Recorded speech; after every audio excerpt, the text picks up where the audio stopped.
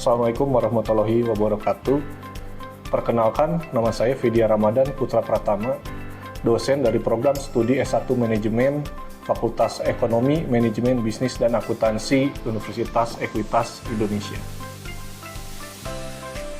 Adapun video yang akan diperlihatkan hari ini adalah sebagai bukti komitmen saya mengenai Tridharma dari bidang pengajaran untuk penilaian PDD UKT PT.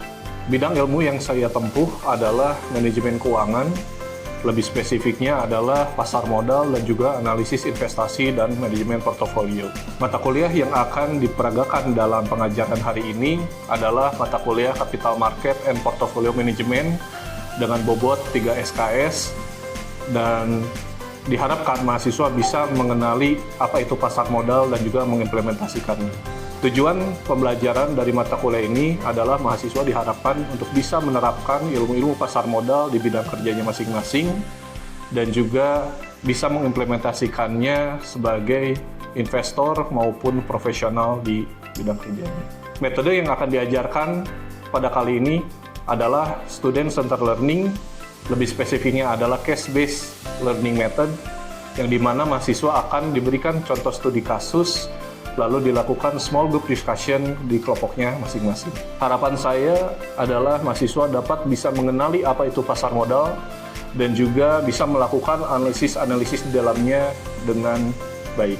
Adapun capaian dari pembelajaran mata kuliah ini diantaranya adalah mampu bekerja sama dan memiliki kepekaan sosial serta peduli terhadap masyarakat dan lingkungan, menguasai teknik, prinsip, dan pengetahuan prosedural tentang penggunaan teknologi informasi, mampu menerapkan pemikiran logis, kritis, sistematis, dan inovatif dalam konteks pengembangan atau implementasi ilmu pengetahuan, serta teknologi yang memperhatikan dan menerapkan nilai humaniora sesuai dengan keahliannya.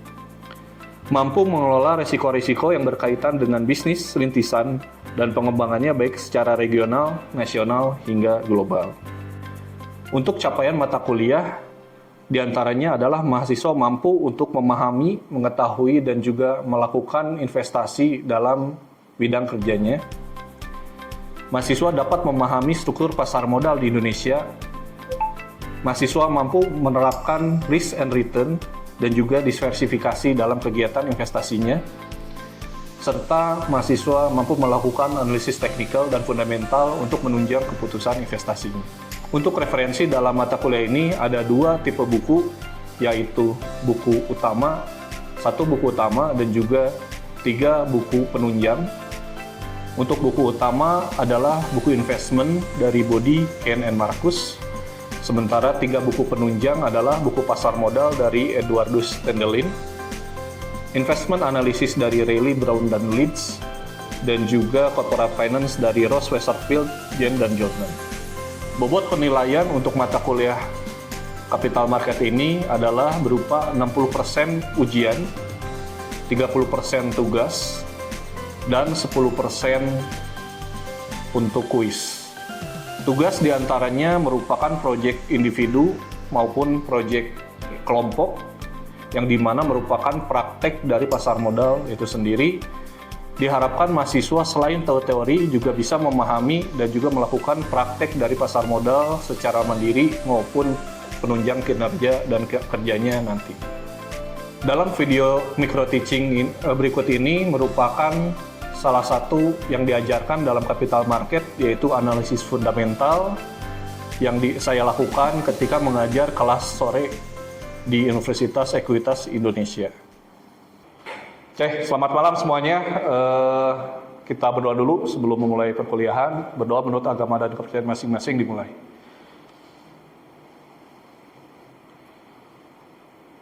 Oke, selesai.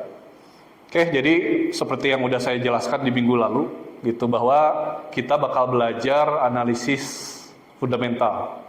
Jadi di pasar modal itu ada 2 tipe analisis yang perlu dipelajari. Yang pertama adalah analisis teknikal, yang udah kita pelajari minggu lalu. Nah, sekarang kita belajar analisis kedua, yaitu analisis fundamental. Kedua analisis ini dia sangat berpengaruh dalam kita untuk menentukan yang namanya keputusan investasi. Ya. Jadi keputusan investasi yang baik itu biasanya didasari oleh dua analisis ini. Nah, untuk analisis yang sekarang itu adalah analisis fundamental. Kalau yang kemarin analisis teknikal,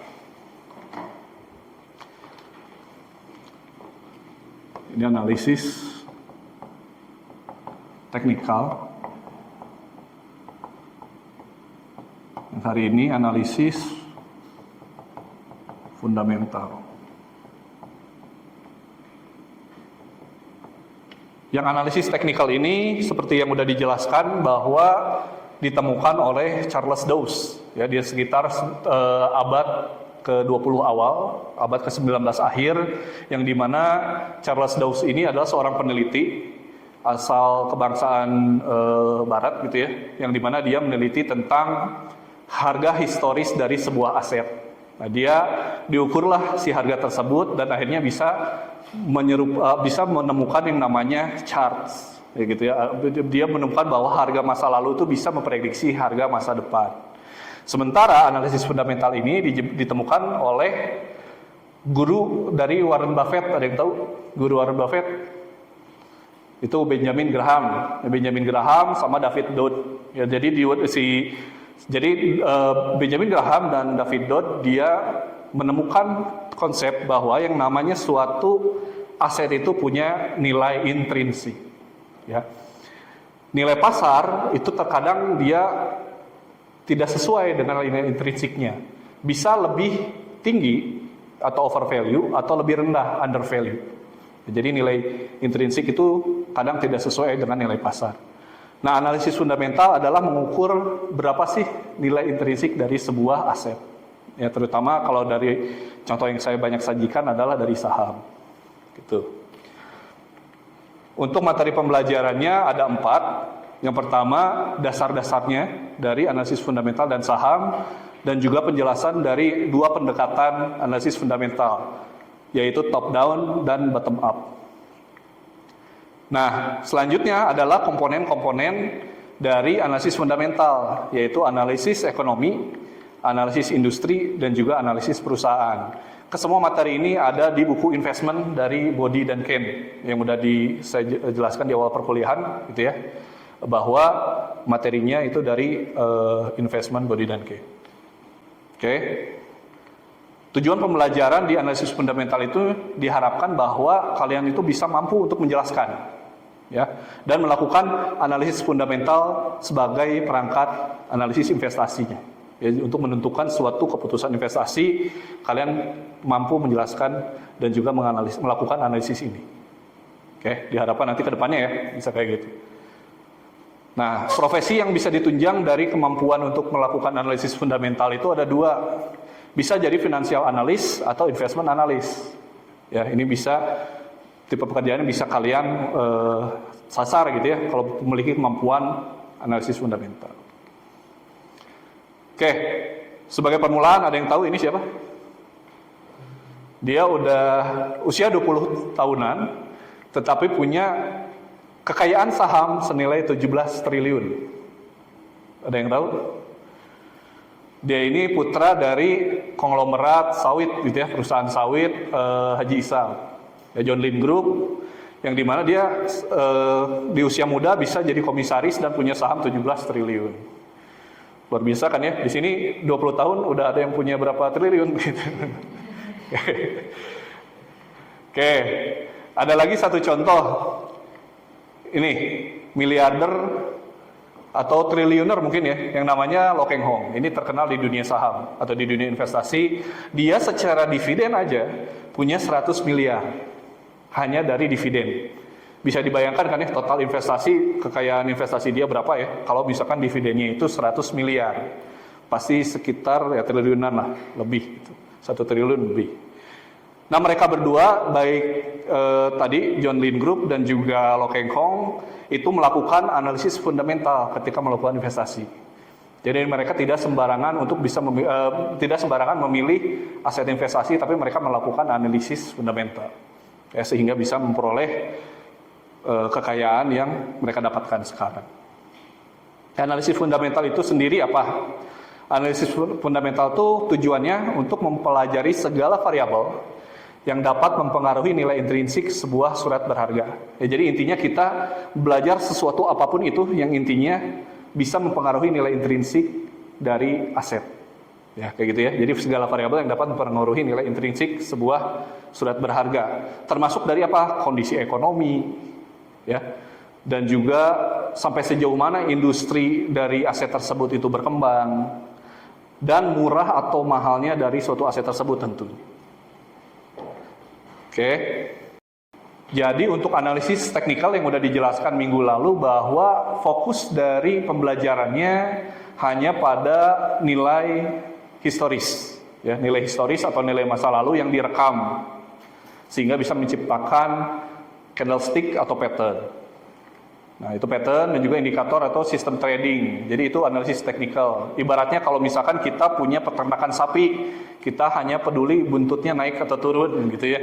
Nah, kalau analisis fundamental kita peduli sama sapinya, kesehatannya, ya segala macam, karena kita jualan sapi ya supaya si sapinya sehat banyak yang beli.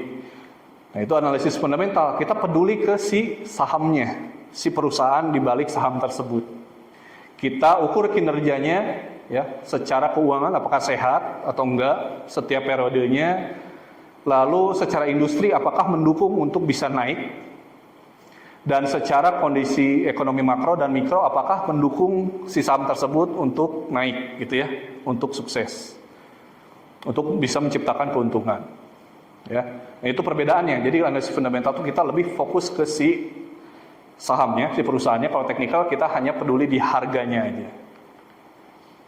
Nah, untuk bisa menentukan sebuah saham atau investasi yang tepat, kita perlu pendekatan. Secara umum ada dua pendekatan yang dilakukan para investor.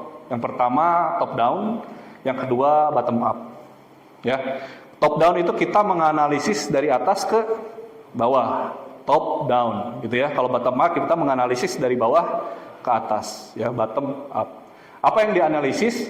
Tiga hal yang tadi ya, yang di depan, gitu. Di depan kan tadi saya jelaskan bahwa ada analisis makro, analisis industri, analisis perusahaan. Kalau untuk top down kita nganalisis makronya dulu, ekonominya, baru kita nganalisis industrinya, baru kita nganalisis perusahaannya. Tapi kalau untuk bottom up, kita perusahaannya dulu, kita suka dulu ke perusahaannya, baru kita nganalisis industrinya, baru kita nganalisis ekonominya, kayak gitu ya. Nah ini ya perbedaannya, bahwa top down itu kita harus dimulai dari menganalisis makroekonominya secara keseluruhan, baru dinamika industri, yang terakhir kita menganalisis perusahaan baik secara prospek maupun kondisi saat ini. Prospeknya gimana, bagus atau enggak, ya. Dan juga kondisi saat ininya bagaimana, apakah dia utangnya banyak misalkan ya, atau utangnya rendah, sehat atau tidak perusahaannya, menguntungkan atau tidak. Nah itu kita analisis. Untuk bottom up, fokusnya pada perusahaan-perusahaan tertentu dan kurang mempertimbangkan tadi ya, kondisi industri dan ekonomi di awal-awal. Kita murni berdasarkan story dan angka. Ya, cerita ke prediksi perusahaan ini ke depan berkembang seperti apa. Contohnya perusahaan teknologi di awal tahun 2020 atau di awal 2021. Perusahaan teknologi kan banyak dipilih ya waktu itu karena memang industri teknologi berkembang semenjak Covid. Banyak yang memprediksi bahwa semuanya bakal serba teknologi, baik dari segi belanja, ya kita lebih banyak pakai marketplace, dari segi mobilitas kita banyak pakai ojek online gitu ya. Nah itu diprediksikan perusahaan teknologi itu naik. Nah itu tuh disebutnya story ya, cerita. Mengasumsikan bahwa suatu perusahaan dapat memiliki kinerja yang lebih baik, bahkan di industri yang tidak perform, itu bisa kejadian. Jadi ada di suatu industri yang dimana semuanya turun, tapi suatu perusahaan itu karena dia dikelola secara sehat oleh manajemennya, secara baik, dia di posisi yang berbeda dari perusahaan lain di industri yang sama. Ya, itu bisa kejadian. Oke. Nah, untuk analisis ekonomi kita menganalisis apa aja? Di analisis ekonomi, variabel-variabel yang umum yang perlu diperhatikan oleh investor sebenarnya udah dipelajari gitu ya di mata kuliah makroekonomi. Tapi di sini lebih dispesifikan. Yang pertama itu PDB. Ada yang tahu PDB apa? Produk domestik bruto ya. Jadi dia untuk mengukur suatu kinerja dari pendapatan negara, ya. Yang dimana kalau misalkan PDB naik berarti bagus. Kalau PDB-nya turun berarti pendapatan negara tersebut turun secara rata-rata, gitu ya. Inflasi, udah pernah paham ya? Inflasi adalah kenaikan suatu harga, yang dimana inflasi yang tinggi itu bagus atau enggak. Jadi inflasi tinggi atau rendah itu ya tergantung ekonominya kayak gimana. Ya, jadi nggak lantas inflasi tinggi itu jelek atau inflasi rendah bagus, enggak ya, karena tergantung kondisi perekonomiannya kayak gimana. Tingkat suku bunga, nah ini yang menaikkan suku bunga itu Bank Indonesia. Ya, jadi suku bunga itu diatur oleh Bank Indonesia, yang dimana kalau misalkan biasanya kalau inflasi tinggi, Bank Indonesia cenderung menaikkan suku bunga supaya masyarakat itu lebih cenderung menabung, ya. Karena tingkat suku bunga yang tinggi berarti deposito tinggi kan ya. Suku bunga deposito tinggi bakal mendorong masyarakat lebih banyak menabung. Sebaliknya kalau suku bunga rendah, Bank Indonesia bakal menurunkan suku bunga, karena diharapkan suku bunga yang rendah itu diharapkan suku bunga yang rendah membuat masyarakat itu justru belanja, ya, belanja supaya banyak perusahaan yang naik. Yang kelima anggaran defisit, yang keenam investasi swasta, yang ketujuh neraca perdagangan dan pembayaran. Ini yang sebenarnya sudah dijelaskan di pelajaran makroekonomi. Yang kedua, analisis industri, apa aja yang dianalisis. Nah, sebelum kita ke pertanyaan apa yang harus dianalisis gitu ya, kita harus kenal dulu tipe industrinya. Ya, jadi industri itu secara klasifikasi ada 1, 2, 3, 4, 5, 6, 7, 8, 9 klasifikasi industri yang berbeda-beda. Ya, ada misalkan industri pertanian, itu termasuk di dalamnya perkebunan, peternakan, perikanan. Ada industri pertambangan yang di dalamnya termasuk batu bara, minyak dan gas, logam dan mineral. Ada industri dasar dan kimia yang di dalamnya termasuk semen, keramik, gelas gitu ya, plastik, pulp and paper. Ada yang disebut industri aneka industri. Mesin, alat berat, otomotif, kabel. Ada industri barang konsumsi. Nah ini ya, FMCG. Industri makanan dan minuman, industri tembakau, farmasi, ya terus ada industri konstruksi, properti, ada infrastruktur, utilitas, ya kayak jalan tol, energi, telekomunikasi, ada industri keuangan. Nah ini mungkin yang umum ya. Ada perbankan, ada perusahaan pembiayaan, ada asuransi, ya, dan lain-lain. Dan terakhir ada perdagangan dan jasa. Nah ini industri perhotelan, contohnya kayak industri pariwisata itu ada di klasifikasi industri yang perdagangan dan jasa. Ya, jadi ada 9 klasifikasi industri. Nah yang diukur apanya adalah fasenya, fase perkembangannya. Ya, jadi ada 5 fase dari industri. Ada fase awal, ada pertumbuhan, ada fase growth, ya maturity, pendewasaan, dan ada fase stabilisasi. Dan terakhir ada fase yang namanya perlambatan atau decline.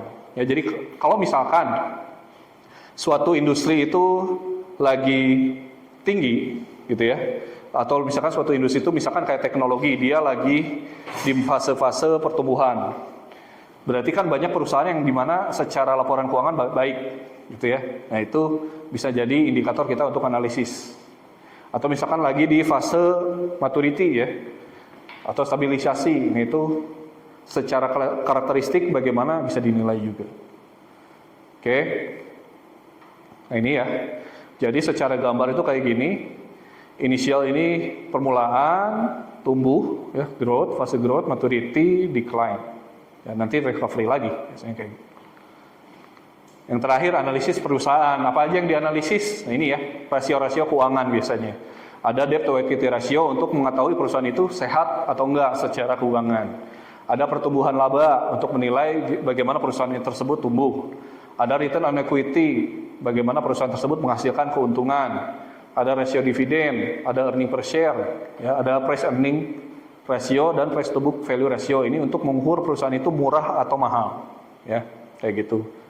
Jadi untuk debt equity ratio ini untuk mengukur sehat atau sakit gitu perusahaan, pertumbuhan laba, return on equity, rasio dividen, sama earning per share untuk mengukur perusahaan itu menguntungkan atau tidak.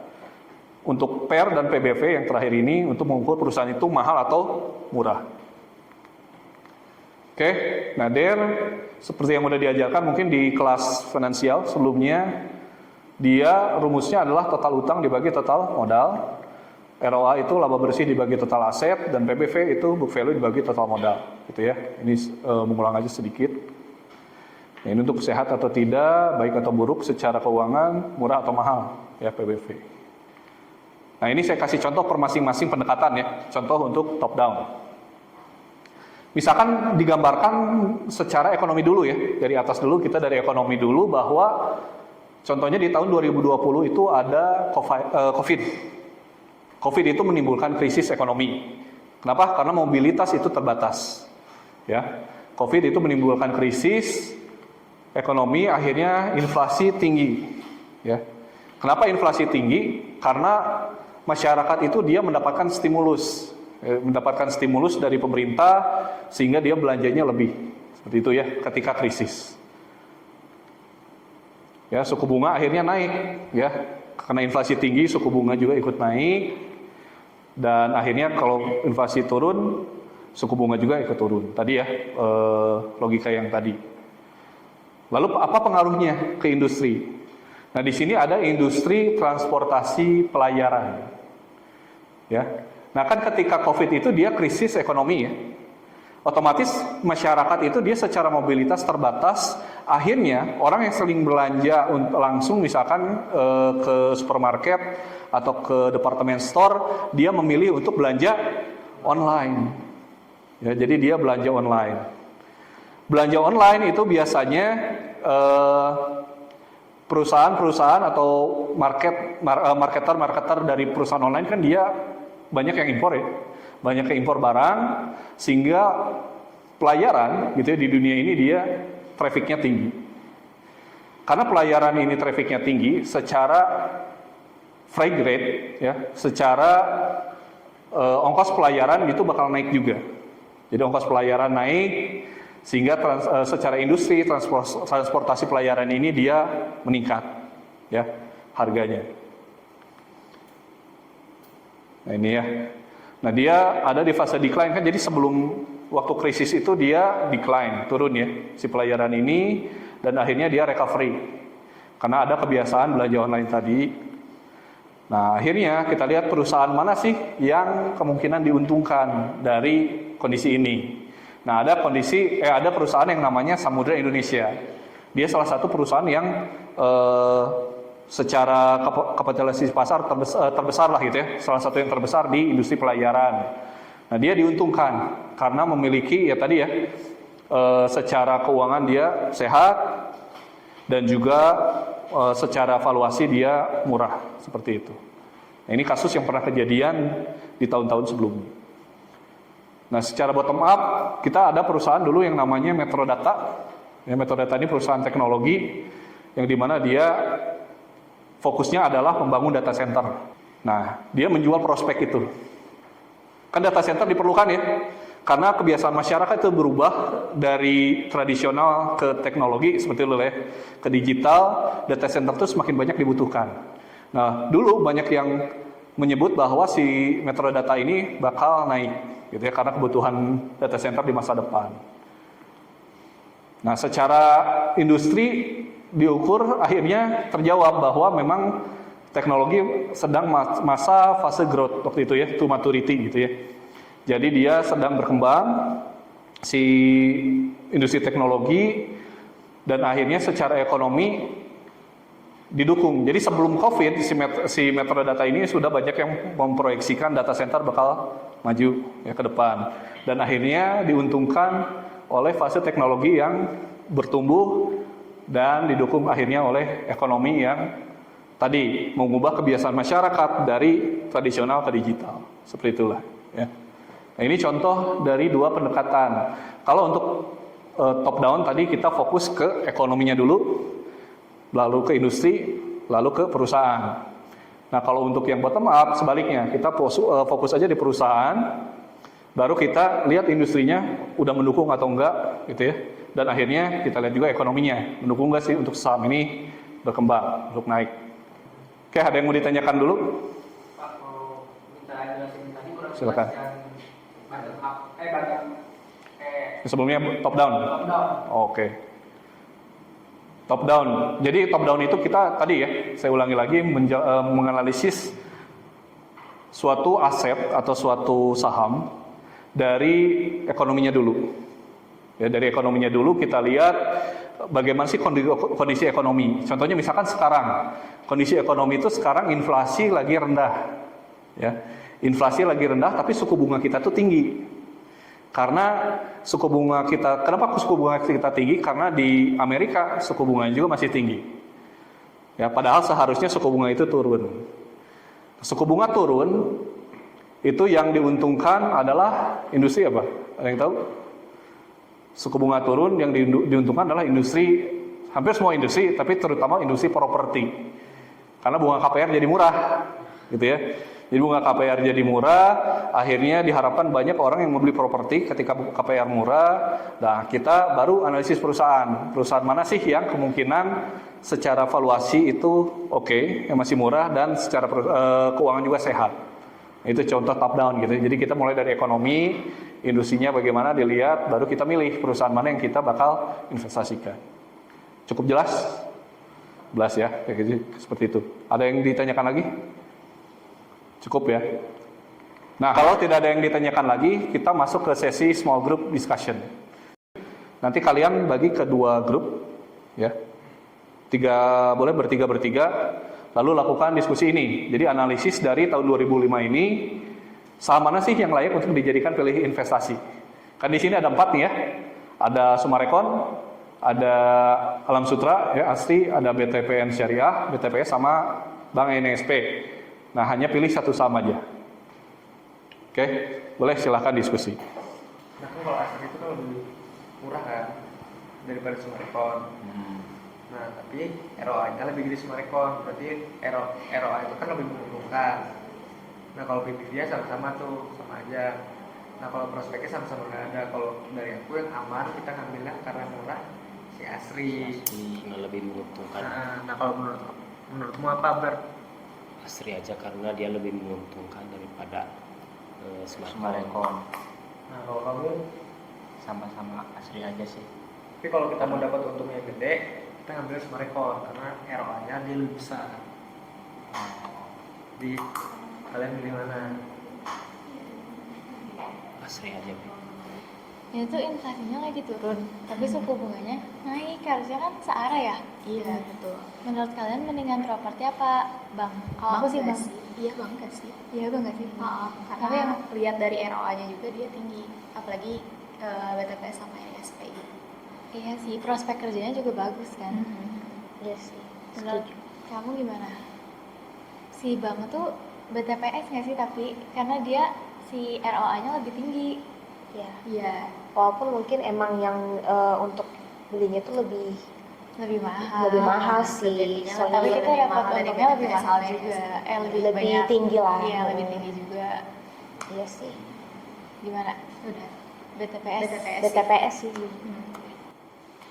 Oke, baik. Jadi seperti itu ya, cara untuk menganalisis suatu aset, terutama saham itu secara fundamental. Jangan lupa tugasnya itu dikerjakan ya, karena komponen nilai tugas itu cukup tinggi. Karena saya berharap kalian bisa selain tahu ilmunya, juga bisa mengaplikasikannya di dunia nyata nantinya. Ketika kalian bekerja, menunjang juga pekerjaan kalian dan membantu kalian mencapai financial freedom ya yang diharapkan di awal. Baik, sesi perkuliahan saya akhiri di sini. Terima kasih.